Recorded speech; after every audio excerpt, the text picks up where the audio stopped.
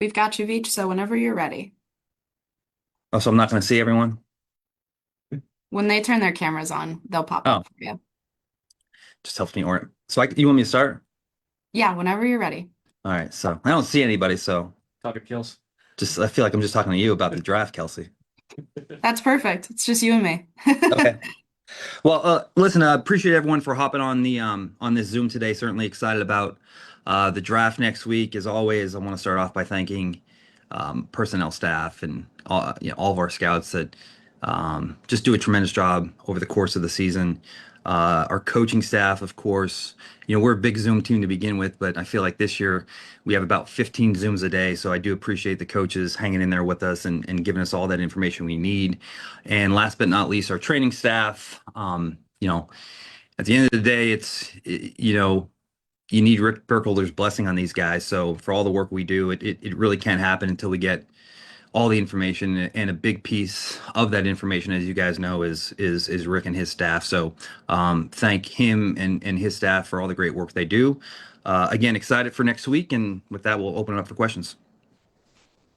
We'll go first to Jesse Newell. Jesse? Hey, Brett. Kelsey, I have a quick follow-up. First off, can you just give an overview of number nine pick and the options you see available to you there? Yeah, I think it's certainly a unique draft, and we're at the combine. I had mentioned that when you have a couple of those positions at the quote-unquote non-premium positions up there being really high, um, it kind of leads it to different paths in regards to what you want to take. I think, the position we're in, I think we have some talent on our team, and our expectation every year is to go out there and try to win our division and make the playoffs and have a chance to compete for a championship. But, with that being said, there's a lot of areas to improve on our roster on both sides of the football. So I think it does open up that nine pick to go in any one direction.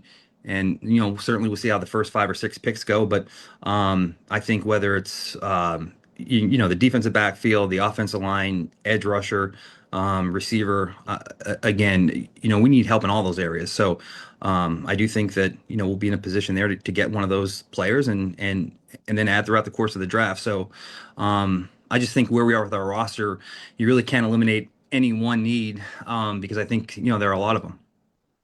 Yeah, and I wanted to ask about offensive tackle. Can you just give an overview of that position and potentially where you guys might look to address that in the draft? Yeah, I think there is certainly talent there. I do think though that I just trying to project this draft, it looks like you have those five, six, seven, eight names that everyone is kind of um, sharing across the board, and there's a consensus. And so I think in some of those, there a couple linemen creep in, but I do think that if they don't creep into that first 8, 9, 10 slots, I think you're going to get a massive run of offensive linemen from 10 to 20, 25. So um, I think there are numbers there, but I think that once you get to pick, say, 35, those numbers quickly diminish. And then there's a big fall off where in some rounds you had depth throughout the course of the draft. For example, I think the end, I think it's solid through two and a half, maybe even three, where offensive line, there's some talent there, but I do think it dries up quickly. And by 35, it could be slim pickings. We'll go next to Sam McDowell. Go ahead, Sam. Hey, Brett. Hey, Sam. You mentioned the non-premium positions. I just wonder if you could speak more just to the oddity of a lot of the top talent seems to be those non-premium positions and just how you'll balance the premium position in this draft given that situation. Yeah, I think our goal is to just make that selection and add a player here that is going to be an impact player on our team. And I know it's cliche-ish, but I mean to really just add the best player available, right? You hear that all the time, but I think I don't want to overthink that, and I don't want to take a lesser player, just someone that's going to come in here, be an impact player, help us from day one. I think that's extremely important to us. I think it's Sam, unique because with this draft, when you do have some of those, whether it be running back or quarterback, safety, when those numbers are higher up there, and then the other numbers get shifted down, I think what you get then is more discrepancy with the premium positions. So I don't know if I'm saying this eloquently enough, but I think that the fans will be in for a treat next Thursday because I think that the grades are going to be so close from some of these tackles and DNs and other receivers that a lot of these guys that are mocked high may go a little lower, and a lot of these guys that are getting mocked a little lower may go a little higher because I think um, they're so close this year. It's not this huge gap and big fall off. And even with the offensive linemen, I mean, there's traits that you like and some things that all these guys need to clean up and work on. But I think that the grades are so close that it'll come down to the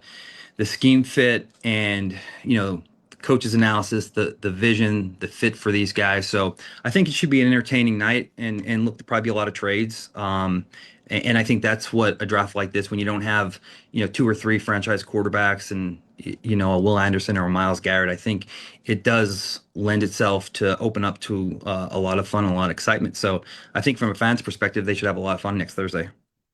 And then the second thing I had was just where do you see maybe the pockets of this draft? I mean, you mentioned position specific, but just overall, do you see specific pockets in this draft where it might be pretty good? Um, I had mentioned the offensive line. I think that there are quite a number of tackles, but I think it does fall off, right after that first round. Maybe it extends to pick 35 or 40. I think, receivers, it's maybe not as top heavy as it was in the past. There might be a little break, but I do think that there's some mid-round depth there at the receiver position. As everyone knows, it's kind of thinner this year at the running back position. I think corner is just kind of sprinkled. I mean, there's some moderate depth there in one, partly into two, and then like the receivers, you always get a run of corners in 3 and 4. I think that there's a mid to lower level pack of linebackers that are really deep. So I think, again, it's team dependent too. So I mean, obviously our board doesn't look like other teams' boards. So I think just generally speaking, Sam, I think there's mid pocket depth at the receiver position, potentially at the corner position. I think that there's really good DN depth right throughout the board. I do think the running back position is a little light this year. And as I mentioned, the offensive tackle position is good in 1 to early 2, and then it kind of thins out there a little bit. So again, that's just how we see it. Other teams may see it differently. And I think having the picks and the amount that we do, it'll give us a chance to navigate the board a little bit. Thanks, Brett. We'll go next to Stacey Dales. Stacey? Thank you. Hey, Brett, Hey. what is it like being in rebuild mode around a future Hall of Fame quarterback in Patrick Mahomes? Well, I like to think that each year presents a new challenge, and when you have Pat, there's that mindset that you always have a chance to go out there and compete for a championship and compete for a division title. I think the tricky part is